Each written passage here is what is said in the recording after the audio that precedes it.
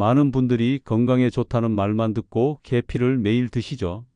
그런데 종류 하나만 잘못 골라도 간이 지치기 시작한다는 사실 알고 계셨나요? 제가 연구소에서 상담하면서 가장 놀랐던 건 건강을 위해 매일 계피를 드시는 분들 중 절반 이상이 자기도 모르게 간에 부담을 주는 제품을 선택하고 계신다는 겁니다. 향이 진하면 좋은 줄 아셨을 겁니다. 실제로 마트에서 계피 제품을 고를 때 향을 맡아보고 진한 걸 고르시는 분들이 참 많습니다. 저도 처음 이 분야를 연구하기 전엔 똑같이 생각했어요. 향이 강할수록 효능도 강하겠지 이렇게 믿었죠. 그런데 연구를 거듭할수록 그건 완전히 잘못된 상식이라는 걸 깨달았습니다. 하지만 그 진한 향 뒤엔 쿠마린이라는 성분이 숨어 있습니다. 이 성분은 간이 해독할 때 쓰는 효소를 끊임없이 소모시켜요. 장기간 섭취하면 간 효소 수치를 높일 수 있다는 거죠.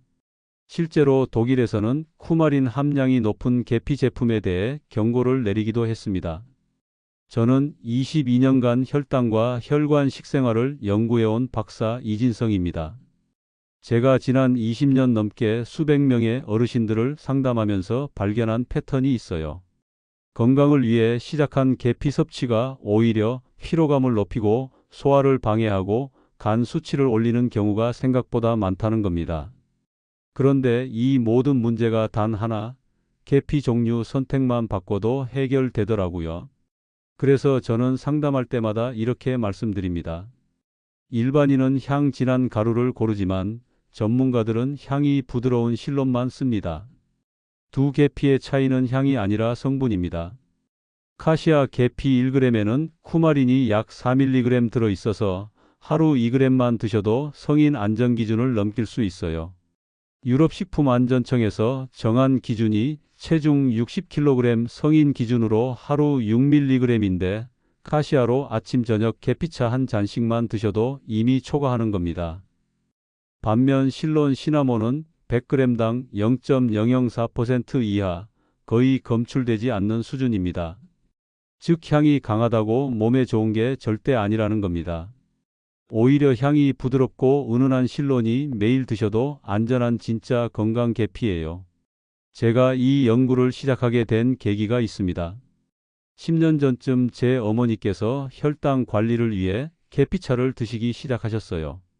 그런데 몇 달 후부터 피로하시다고 하시더라고요. 처음엔 나이 탓이라고 생각했는데 우연히 드시던 계피를 확인해 보니 전부 카시아였습니다. 그때부터 본격적으로 계피 종류별 성분 차이를 연구하기 시작했죠.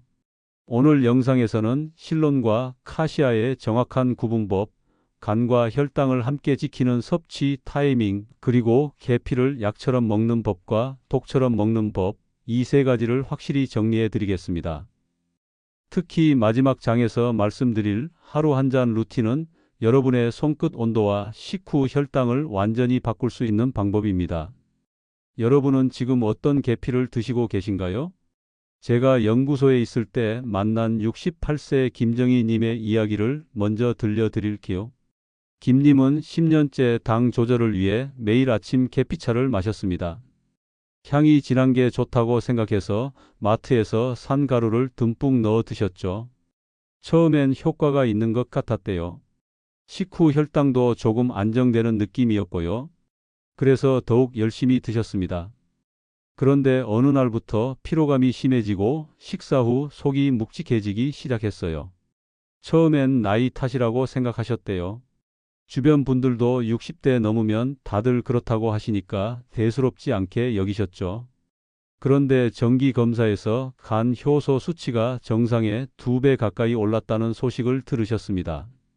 담당 선생님께서 술도 안 드시고 약도 특별히 드시는 게 없는데 이상하다고 하셨대요. 이 이야기를 끝까지 들어야 전체 흐름을 알 수 있어요. 김님이 드시던 건 대부분 카시아 계피였습니다. 쿠마린 함량이 높은 제품이었던 거죠. 하루 3g 정도 드셨으니 쿠마린만 12mg을 매일 섭취하신 셈이에요. 안전기준의 2배가 넘는 양이었습니다. 제가 실론 시나몬으로 바꾸고 하루 1g 이하로 조절하라고 조언드렸더니 2달 뒤 수치가 안정됐습니다. 지금은 매일 아침 따뜻한 실론 계피물 한 잔으로 혈당을 관리하시면서 속도 한결 편안하다고 하세요.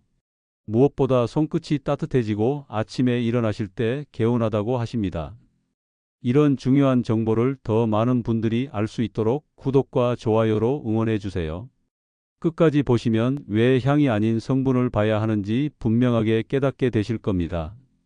오늘 이 영상에서 말씀드릴 내용은 여러분의 간 건강관리 방식을 완전히 바꿀 수 있는 중요한 지혜입니다. 이 이야기를 끝까지 듣고 실천하셔야만 진정한 변화를 경험할 수 있습니다. 끝까지 보지 않으시면 가장 중요한 황금 비율 레시피를 놓치게 됩니다. 마지막에 나올 단 하나의 습관이 여러분의 혈당과 혈류를 모두 바꿀 수 있어요. 이제 본격적으로 계피가 몸에 어떻게 작용하는지, 그리고 어떤 음식과 만나야 더 안전해지는지를 하나씩 짚어보겠습니다. 먼저 실론과 카시아의 차이부터 정확히 알아야 합니다. 이 부분이 정말 중요한데요. 카시아는 중국산이나 베트남산이 많고 쿠마린이 0.2에서 0.4% 정도 들어 있습니다. 반면 실론은 스리랑카산으로 쿠마린이 0.004% 이하예요. 유럽식품안전청에서는 체중 1kg당 하루 0.1mg 이하로 섭취하라고 권장하고 있습니다. 앞서 말씀드린 68세 김정희님은 카시아를 매일 2g씩 섭취하신 후 간 수치가 상승했고 실론으로 전환하신 후에 회복하셨어요. 매일 마실 거라면 포장지에 실론, 영어로 실란이라고 표기된 제품인지 꼭 확인하시고요. 하루 1g 이하로 드세요. 향이 강하고 가격이 저렴한 제품은 대부분 카시아입니다. 여러분은 포장지의 실란 표시를 확인해 보셨나요? 그럼 이제 계피와 간의 관계를 좀 더 깊이 들여다볼게요. 쿠마린은 간 해독 효소, 정확히는 CYP450이라는 효소를 과도하게 사용합니다. 독일 연방위험평가연구소에서 카시아를 과잉 섭취했을 때 간 효소 수치가 상승한다고 보고한 바 있어요. 제가 만난 72세 박모님은 하루 계피차를 3잔씩 드시다가 피로감을 호소하셨는데 섭취량을 조절한 후에 개선되셨습니다. 계피차는 하루 1잔에서 2잔 정도가 적당하고요. 70도에서 80도 정도의 따뜻한 물을 사용하시는 게 좋아요. 그리고 이건 정말 중요한 건데 지방 많은 음식을 드신 후 2시간 이내에는 마시지 마세요. 혹시 식후 바로 계피차를 마시는 습관 있으신가요? 그렇다면 오늘부터 조금 시간을 두고 드시길 권해드립니다. 계피의 혈당 안정 효과에 대해서도 말씀드려야겠네요. 계피에 들어있는 신나말데하이드와 폴리페놀 성분이 인슐린 감수성을 향상시킵니다. 미국 농무부에서 실험을 했는데요. 당뇨가 있는 분들이 40일간 섭취했을 때 공복혈당이 18에서 29%까지 감소했다고 합니다. 66세 최은자님은 아침에 실론 계피에 꿀을 넣어서 드신 후에 식후 혈당이 안정되셨어요. 아침 식후 30분에 실론 가루 1g과 꿀 1티스푼을 미지근한 물에 타서 드시면 됩니다. 다만 당뇨 관련 약을 드시는 분이라면 저혈당 위험이 있으니 주의하셔야 해요. 계피를 드시고 어지럼증이나 손떨림을 느끼신 적 있으신가요? 그렇다면 용량을 줄이거나 전문가와 상담하시는 게 안전합니다. 계피는 혈액순환도 개선해 줍니다. 신나말데하이드가 혈관 평활근을 이완시켜 주거든요. 일본 오사카 의과대학에서 1개월 동안 섭취한 후 손끝 체온이 1.8도 상승했다는 연구 결과가 있어요. 70세 이봉수님은 손발 저림이 개선된 후 수면의 질도 좋아지셨다고 하십니다. 아침에 한 잔, 저녁에 한 잔 드시되 취침 1시간 전에는 피하시는 게 좋아요. 혈액 응고를 억제하는 약을 드시는 분은 특히 조심하셔야 합니다. 요즘 손끝이 자주 차가우신가요? 그렇다면 계피가 도움이 될 수 있어요. 이제 피해야 할 조합 3가지를 말씀드릴게요. 지방, 당, 알코올과 함께 섭취하면 간의 부담이 커집니다. 2022년 동물 실험에서 고당식과 카시아를 함께 섭취했을 때 간 산화 스트레스가 2배로 증가했다는 결과가 나왔어요. 65세 정호성님은 식후에 튀김을 드시고 계피차를 마시는 습관 때문에 속이 더부룩하고 피로를 호소하셨습니다. 기름진 식사 후에는 최소 2시간 간격을 두세요. 그리고 계피주나 담금주는 절대 만들지 마시고요. 혹시 식사 후 바로 계피차를 마시는 분 계신가요? 오늘부터는 시간 간격을 두시길 바랍니다. 반대로 궁합이 좋은 조합도 있습니다. 꿀, 커피, 요거트는 계피의 흡수율과 항산화 효과를 높여줘요. 꿀은 70도에서 80도 물에 섞으셔야 하고요. 너무 뜨거운 물은 효소를 파괴합니다. 커피 한 잔에 실론 가루 0.5g, 무가당 요거트에 0.3g 정도 넣어 드시면 좋아요. 계피와 가장 궁합이 잘 맞는 음식, 여러분은 무엇이라고 생각하시나요? 이렇게만 관리해도 계피는 단순한 향신료가 아니라 혈관 건강을 돕는 보조식품으로 바뀝니다. 이제 조금 더 구체적으로 일상에서 안전하게 실천할 방법을 정리해 보겠습니다. 계피를 고르는 법부터 다시 한번 정리해 볼게요. 실론은 밝은 황갈색을 띠고 있고 얇은 다중겹으로 말려 있으며 향이 부드럽습니다. 손으로 만져보면 카시아는 딱딱하고 두꺼운 반면 실론은 얇아서 손으로 부스러뜨릴 수 있을 정도예요. 포장에 카시아, 영어로 캐시어만 표기된 제품은 장기 섭취를 피하시는 게 좋아요. 스리랑카산인지 신란 시너먼이라고 적혀 있는지 꼭 확인하세요. 혹시 색으로 구분해 보신 적 있나요? 실론은 밝은 갈색이고 카시아는 진한 젓갈색이에요. 마트에서 고를 때 포장을 통해 색을 확인해 보시면 쉽게 구분할 수 있습니다. 가격도 차이가 나는데요. 실론이 카시아보다 보통 2배에서 3배 정도 비쌉니다. 비싸다고 꺼리지 마시고요. 장기적으로 봤을 때 간 건강을 지키는 투자라고 생각하시면 됩니다. 보관법도 중요합니다. 계피는 빛과 습기에 약하거든요. 밀폐용기에 담아서 서늘한 곳에 보관하시고요. 냉장 보관을 하시면 향이 손실될 수 있으니 실온 보관을 권해드립니다. 제가 연구소에서 실험해 본 결과 실온에서 밀폐 보관한 계피가 냉장 보관한 것보다 향 성분이 30% 더 오래 유지되더라고요. 가루는 3개월 이내에, 스틱형은 6개월 내에 사용하시는 게 좋아요. 여러분은 계피를 어디에 보관하시나요? 혹시 주방 싱크대 근처에 두시는 분들 계신가요? 습기가 많은 곳이라 향이 빨리 날아갑니다.